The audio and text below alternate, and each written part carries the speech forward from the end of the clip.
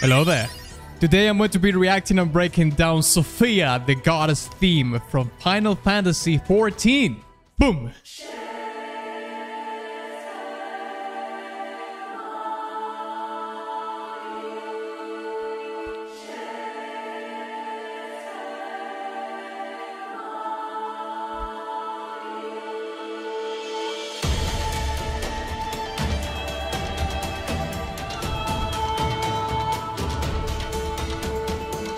Here we have a tribal pattern in the percussion, adding a lot of energy to the piece already.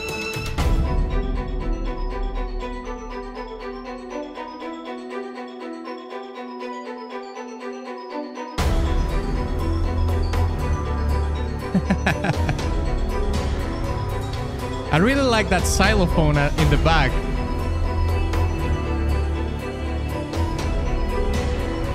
Yeah, this ostinato is pretty cool.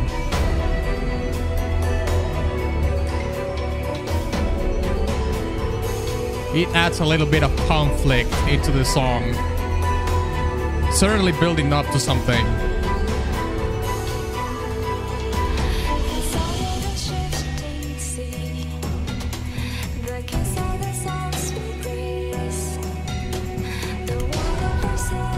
It has lyrics.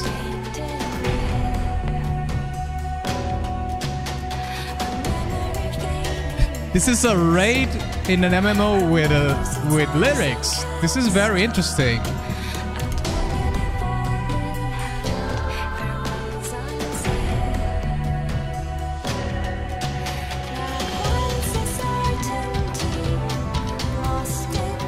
Great transition.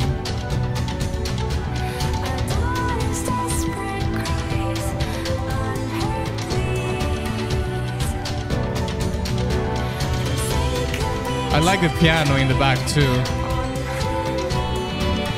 Basically doing the same chord progression as the strings, I think.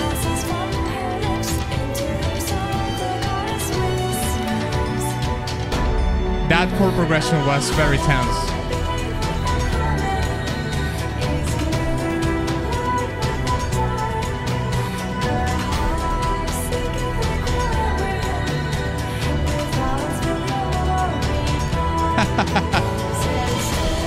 This reminds me a little bit to Nier Automata or Nier Replicant.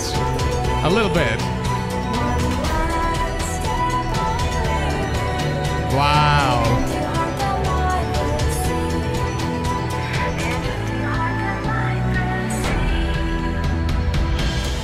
Fantastic chorus.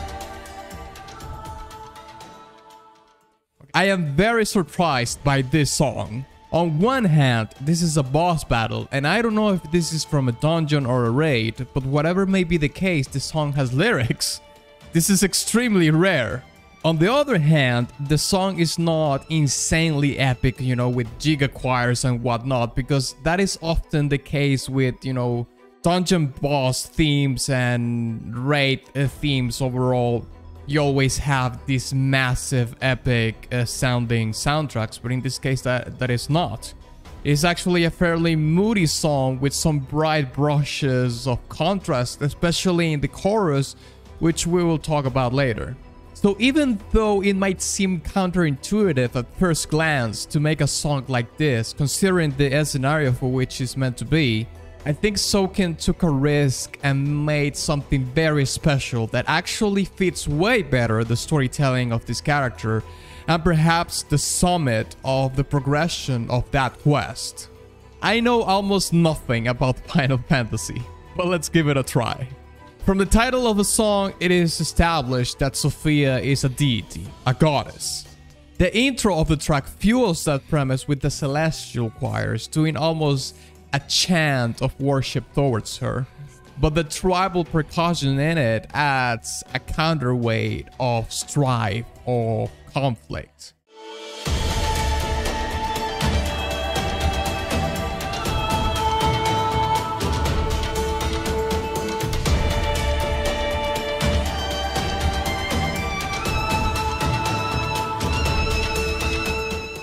And following along that premise, the verse is very moody, which introduces a threshold of tension to the song, keeps you on your toes. And the piano following the chord progression adds an unassuming jazzy feel to it, which pinpoints even further the moodiness.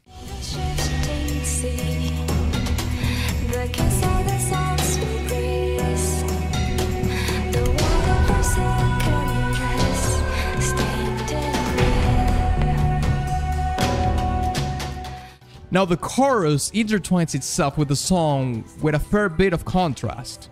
It doesn't sound as mysterious or moody as the previous song, certainly preserves a little bit of that, but it's adding more of a balance of emotions into it, or as I like to call them, the feels.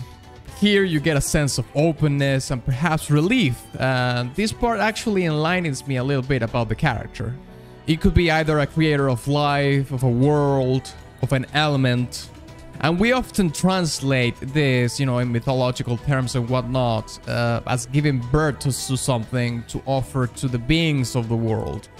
And the chorus of the track kind of gives that vibe, at least musically. We will see what the lyrics have to say about this, of course.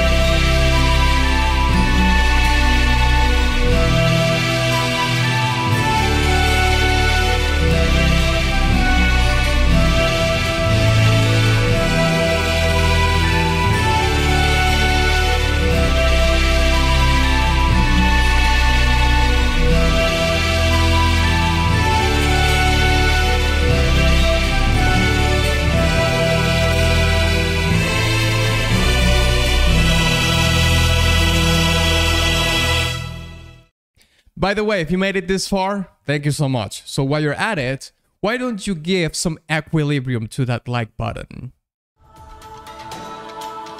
Okay, well, yeah, this is opening space right here. Probably to build up the song again.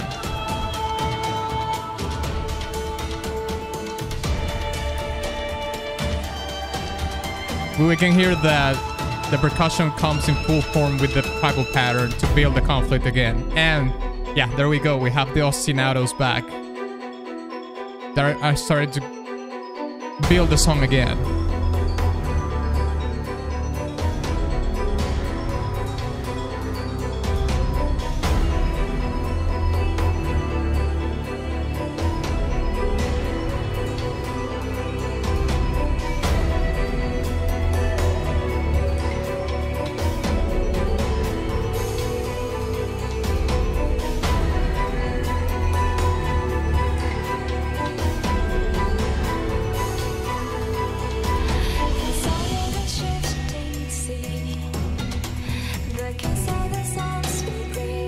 This section of the song has like a foreboding essence that I find in trip hop music and new wave music.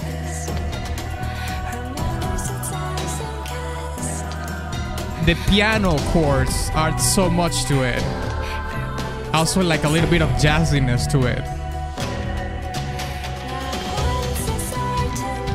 And you see the contrast? Now this part is a little bit more hopeful.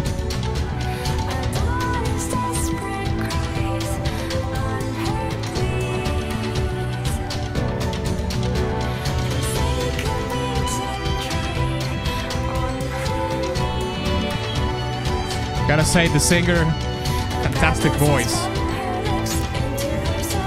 That chord right there adds so much tension.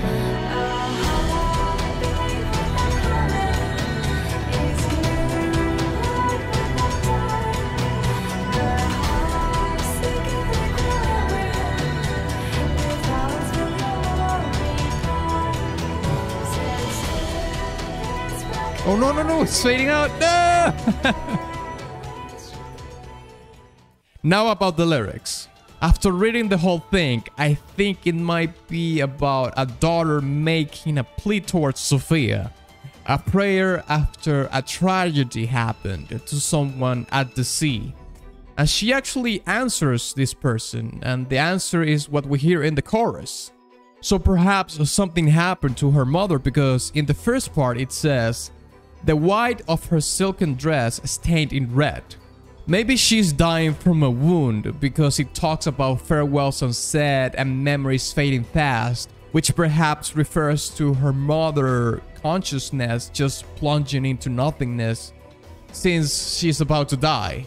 So the daughter prays to the goddess, and she surprisingly answers, but the caveat is that Sophia doesn't really seem to comply the way she wants, I think. It's more of a lesson she's trying to give her about balance, you know, with beautiful metaphors like a heartbeat without harmonies, a moonlight without dark.